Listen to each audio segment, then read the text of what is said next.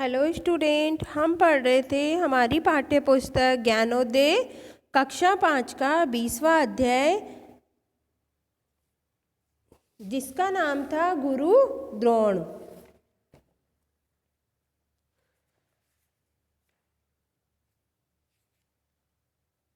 तो पाठ हमने पूरा पढ़ लिया था।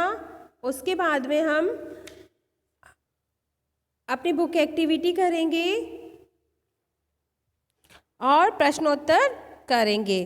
तो सबसे पहले हम शुरू करते हैं शब्दार्थ से। तो पहला शब्द है हमारा जमघट। जमघट का अर्थ होता है समूह। चकित का अर्थ होता है हैरान। नियत का अर्थ होता है तय। इसके बाद है छूमंतर होता है गायब। गुरु होता है शिक्षक और सहन होता है बर्दाश्त। इसके बाद है हमारे बोलकर वाले प्रश्न।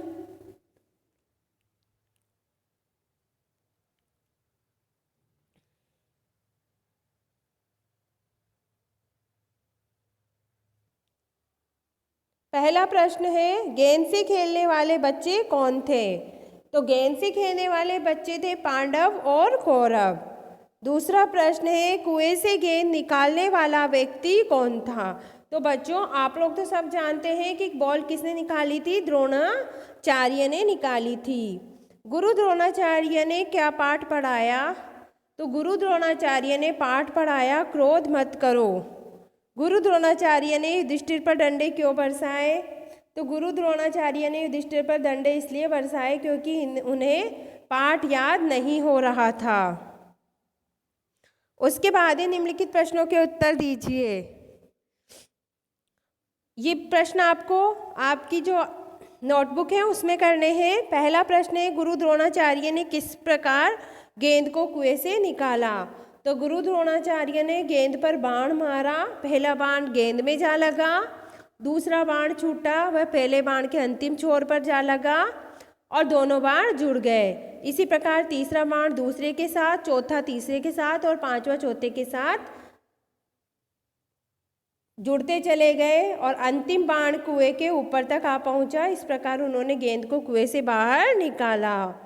युधिष्ठिर शांत भाव से पिटाई क्यों सहन करता रहा। तो बच्चों, युधिष्ठिर शांत भाव से पिटते रहे क्योंकि वे गुरु द्वारा दिए गए ज्ञान को प्रयोग द्वारा सीखना चाहते थे। गुरु द्रोणाचार्य ने युधिष्ठिर पर कई डंडे बरसाए, लेकिन युधिष्ठिर बड़े शांत भाव से पिटाई को सहन करते रहे। जब काफ़ी देर हो गई और क्रोध नहीं आया तो युधिष्ठिर ने बड़े शांत भाव से पाठ याद होना स्वीकार किया। इसके बाद है नेक्स्ट प्रश्न, गुरु द्रोणाचार्य ने युधिष्ठिर को क्या आशीर्वाद दिया। तो गुरु द्रोणाचार्य ने युधिष्ठिर से खुश होकर आशीर्वाद देते हुए कहा, बेटा युधिष्ठिर, सही पाठ तो तूने ही याद किया है। सत्य और धर्म की रक्षा करता हुआ तू इतिहास में अमर होगा। इसके बाद है युधिष्ठिर के किस व्यवहार पर गुरु की आंखों में आंसू आ गए। तो गुरुजी द्वारा डंडे बरसाए जाने पर भी युधिष्ठिर बड़े ही शांत भाव से पिटाई सहन करते रहे थे, क्योंकि वो प्रयत्न कर रहे थे कि उन्हें क्रोध न आए और अंत में अपने क्रोध पर काबू पाने में वो सफल हो गए। मुझे पाठ याद हो गया, हाथ जोड़कर युधिष्ठिर ने कहा। युधिष्ठिर की बात सुनकर गुरुजी के हाथ से डंडा छूट गया और आंखों में प्रेम के आंसू छलछला आए। इस पाठ से हमें क्या शिक्षा मिलती है। तो प्रस्तुत पाठ से हमें अपने पाठ को अपने जीवन में उतारकर याद करने, सदा सत्य बोलने, धर्मानुकूल आचरण करने तथा कभी क्रोध नहीं करने की शिक्षा मिलती है।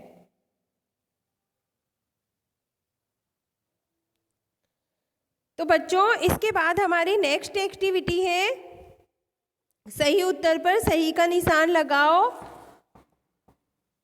तो यहाँ पर पहला प्रश्न है बच्चों की गेंद कहाँ गिर गई। इसमें फर्स्ट ऑप्शन है तालाब में, सेकंड ऑप्शन है कुएं में, थर्ड ऑप्शन है छत पर, फोर्थ ऑप्शन है नहर में। तो यहाँ पर राइट ऑप्शन है कुएं में। इसके बाद गुरु द्वारा दिया गया पाठ किसने याद नहीं किया। फर्स्ट ऑप्शन युधिष्ठिर ने, सेकंड ऑप्शन पांडवों ने, थर्ड ऑप्शन कौरवों ने, फोर्थ ऑप्शन दुर्योधन ने। तो आंसर है युधिष्ठिर ने। गुरु को किस पर क्रोध आया? भीम पर, युधिष्ठिर पर, अर्जुन पर या दुर्योधन पर? तो गुरु को किस पर क्रोध आया? युधिष्ठिर पर। इसके बाद है सही अर्थों में पाठ किसने याद किया? युधिष्ठिर ने, पांडवों ने, कौरवों ने और सबने। तो पाठ किसने याद नहीं किया? सही अर्थों में पाठ किसने याद किया? फर्स्ट ऑप्शन युधिष्ठिर ने। इसके बाद है कोष्टक से उचित शब्द छांटकर वाक्य पूरे करो। तो यहाँ पर हमें फिल इन द ब्लैंक करने हैं। तो द्रोणाचार्य ने राजपुत्रों के गुरु नियत हुए। तो द्रोणाचार्य कौन हुए? राजपुत्रों के गुरु नियत हुए। सेकंड है गुरु द्रोणाचार्य ने कौरवों और पांडवों को पढ़ाया।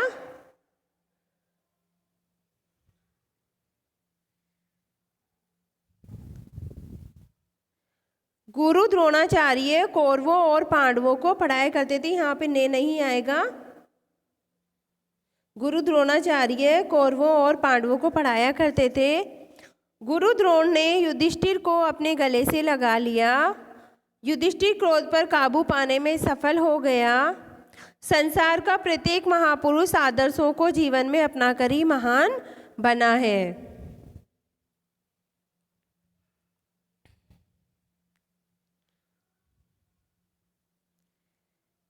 इसके बाद है पाठ में घटित घटनाओं को क्रम से लगाएं। तो हमें इन्हें क्रम से लगाना है। मुझे पाठ अभी याद नहीं हुआ, सही पाठ तो तुमने ही याद किया है। मैदान में कुछ बच्चे खेल रहे हैं। युधिष्ठिर की तरह पाठ को जीवन में अपनाना सीखो और एक तेजस्वी मनुष्य दिखाई दिया। तो यहाँ पर सबसे पहले लाइन आएगी, मैदान में कुछ बच्चे गेंद खेल रहे थे। फिर सेकंड में आएगा, एक तेजस्वी मनुष्य उन्हें दिखाई दिया। थर्ड है, मुझे पाठ अभी याद नहीं हुआ।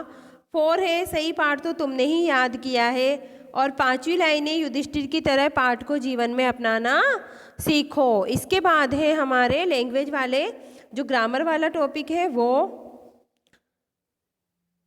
सबसे पहले है निम्नलिखित वाक्यों को ध्यान से पढ़ें और समझें। द्रोण विख्यात धनुर्धर थे। द्रोण विख्यात धनुष चलाने वाले थे। युधिष्ठिर सत्यवादी थे। युधिष्ठिर सत्य बोलने वाले थे। तो उपयुक्त वाक्यों में एक ही बात को अलग अलग ढंग से कहा गया है। दोनों का तुलनात्मक अध्ययन करने पर दूसरे तथा चौथे वाक्य की अपेक्षा पहला तथा तीसरा वाक्य अधिक प्रभावशाली है, क्योंकि कम शब्दों में किसी बात को कहना एक कला है। इसे ही हम व्याकरण के अंतर्गत अनेक शब्दों के लिए एक शब्द के रूप में जानते हैं। तो अनेक शब्दों के लिए एक शब्द है ये। दैनिक जीवन में भी हम कई स्थानों पर इसका प्रयोग करते हैं, जैसे दूध वाली दूध बेचने वाली, फल वाला फल को बेचने वाला। निम्नलिखित वाक्यांशों को उचित शब्द से मिलाइए। तो यहाँ पर अनेक वाक्यों के लिए एक शब्द होता है, उसे ही हम वाक्यांश कहते हैं। जिसका कोई सहारा नहीं हो उसे हम कहेंगे असहाय। धनुष चलाने वाला क्या हो? धनुष चलाने की विद्या धनुर्विद्या। जिसमें बल ना हो वो कौन होगा? निर्बल। जो मीठा बोलता हो मृदुभाषी। देखने वाला कौन होता है? दर्शक होता है। इसके बाद है निम्नलिखित शब्दों के अर्थ लिखिए। धर्माचरण, धर्म का आचरण करने वाला। महापुरुष, उच्च विचारों वाला महान पुरुष। मंदबुद्धि, जिसमें बुद्धि कम हो। अल्पाहारी, कम भोजन करने वाला। वक्ता होता है बोलने वाला। इसके बाद है निम्नलिखित वाक्य में रेखांकित शब्दांश के लिए एक शब्द लिखकर वाक्य पुनः लिखें। तो यहाँ पर भी वही है। तो जिस पर जो अंडरलाइन हो रहा है उसके लिए हम एक शब्द का यूज करेंगे। तो अर्जुन के समान कोई और धनुष चलाने वाला नहीं है। तो यहाँ पर होगा अर्जुन के समान कोई धनुर्धर नहीं है। आंखों के सामने युधिष्ठिर को पिटते देखा। तो इसका होगा प्रत्यक्ष युधिष्ठिर को पिटते देखा। द्रोण बहुत क्रोध करने वाले थे। तो द्रोण बहुत क्रोधी थे। इसके बाद है गुरु द्रोण कौरव एवं पांडवों की परीक्षा महीने में एक बार लेते थे। तो गुरु द्रोण कौरव और पांडवों की मासिक परीक्षा लेते थे।